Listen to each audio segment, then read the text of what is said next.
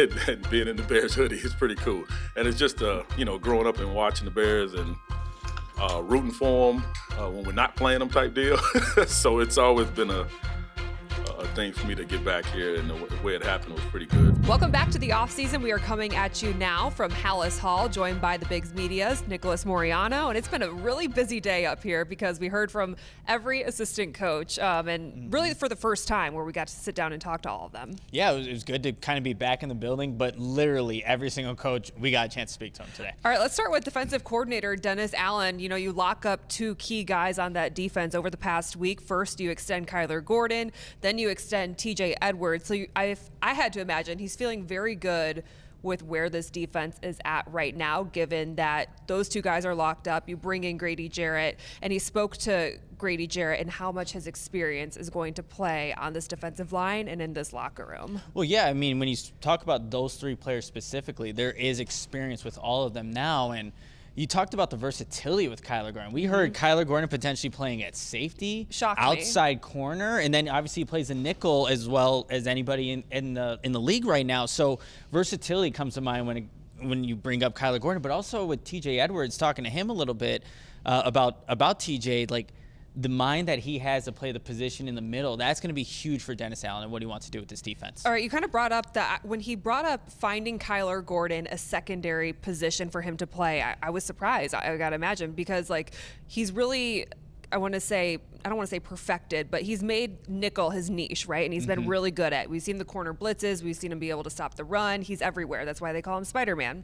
What do you think it means for Kyler Gordon that the defensive coordinator wants him to be on the field more?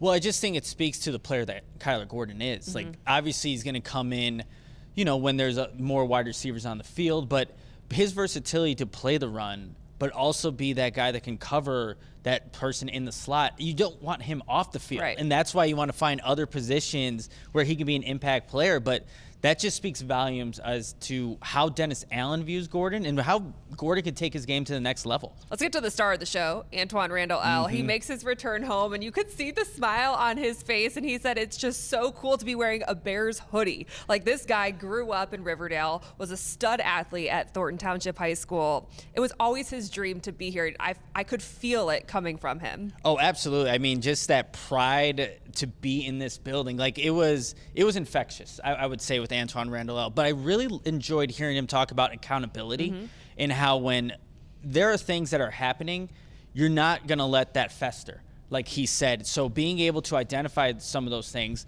because we know that plagued the Bears last season, that's going to be huge for this team, not only in the wide receiver room where he's going to specialize in, but this entire offense. So Antwaan Randle bringing that pride, that passion, I think it's going to be good for this entire team. Yeah, he grew up listening to the Super Bowl Shuffle. He said he's seen his family a lot more, which we know in coaching is very rare for these guys, which is really cool to see. You mentioned relationship building, and I asked him during the breakout sessions, there were two examples of how he connects with his players, and they both just happened to be against the Bears with Jameson Williams. Once was when Jameson Williams and Tyreek Stevenson got into it in Detroit, and you could see him scolding Jameson Williams on the sideline, that's not how we play, that's not how we act after the whistle. And then there was the other time when Jameson Williams had that huge touchdown at Soldier Field, and you saw Antwaan Randle sprinting down the sideline. So I asked him, how do you get to that point? He's like, those were all moments that we had seen in practice multiple times, and we had coached them before, and then they came to surface in the games, whether they were good, whether they were bad. He's like, so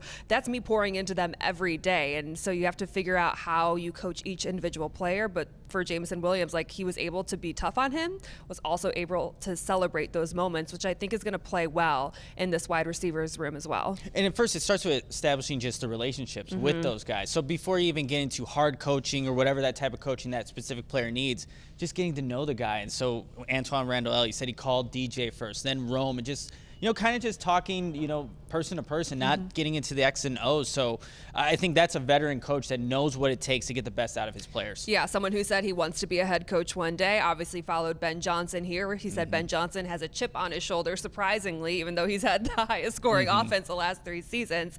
And he also said that he had Rome Odunze as his #1 wide receiver in the draft last year, ahead of Marvin Harrison Jr. and Malik Neighbors, which I don't know if he was just saying that because he's in Chicago now, now, but Rome is someone that we all want to see take the next step. Keenan Allen coming in here last year during his rookie season took some targets away from him. I'm excited to see what his role is going to be and the leap he takes with having a more prominent position this year. Well, I think it helps too when you do have a guy like Ben Johnson, how creative he can be with a guy of Rome Odunse's skill set. Antwaan Randle said the length really stands out to him, but he's able to run all those routes as well. So I think when you have that combination of a good wide receivers coach and Antwaan Randle and then a creative mind of Ben Johnson, the sky's the limit for a guy like Rome Odunse going into year 2. And I think it holds a lot of weight, too, that a couple of the assistant coaches are former players. Like, that gives them street cred automatically.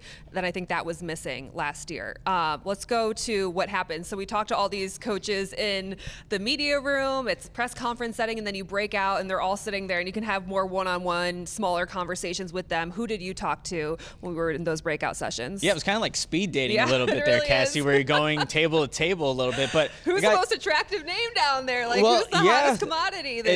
A lot of them were. And I'm going to start with Dan Rochard, the offensive line coach, because I got a chance to ask him about Braxton Jones and kind of what stood out to him watching the tape, obviously going still the recovery process. And, you know, Dan Rochard was saying that he's seen it day in, day out, him coming into this building, working through his injury, but also it is a setback for Braxton Jones. But he said if, you know, he was healthy, he would be competing for that starting left tackle spot, but that's not the case, as we all know. My follow-up question to this was, well, how does length kind of impact how you view offensive tackles? Cassie, I did not bring up the name Will Campbell, but Dan Rochard immediately brought him up and was just saying when we watch him on tape, we don't see a guy with short arms. We see a guy that's very talented, who's gone up against really good competition and hits a lot of the metrics that we look for in offensive tackles. All right, so you're reading between the lines and you're thinking... I'm thinking that if the right player is there at 10, Cassie, and he happens to play offensive tackle, like it could be in the, you know, in the realm of possibility for the Bears, but they still obviously like Braxton Jones. He just has to get through his injury right now. Anything else stand out from your day? Really quick, again, talking to Dennis Allen down in the breakout sessions. You know, I got a chance to just talk to him about TJ Edwards a little bit more. And you mentioned not only the cerebralness that you need to play the position at linebacker, but he also kind of opened up the possibility that we might see TJ Edwards at Mike, might see him at Will, and that you'll see some interchangeability between him and Tremaine and just trying to find what best works for his defense. And I think that's just a defensive coordinator presenting all of his options as he has them. Interesting. I always think of TJ Edwards as obviously they got him for a great value when he first came here, but he's been kind of like the cleanup guy the last couple of years. You know, Tremaine Edmonds, the third highest paid linebacker, and he was a step too late to everything last year. So I think TJ Edwards, you're very happy that you have him on the deal that you have him to now that you extend him. Yeah, no doubt about it. I think just what we've seen from very consistent. Like, you know what you're getting out of TJ in 2 years, $20 million. I think it's a bargain price for what he got paid. All right, Nicholas Moreano, we appreciate your time. We're going to be back here next week ahead of the draft, and then it's the big day on Thursday as the Bears have the 10th overall pick up in Green Bay. Coming up next on the offseason, Al Harris brings 15 years of playing experience to the DB's room and has a memorable interaction with Tyreek Stevenson from a top 30 visit multiple years ago. I go one-on-one with Al Harris next.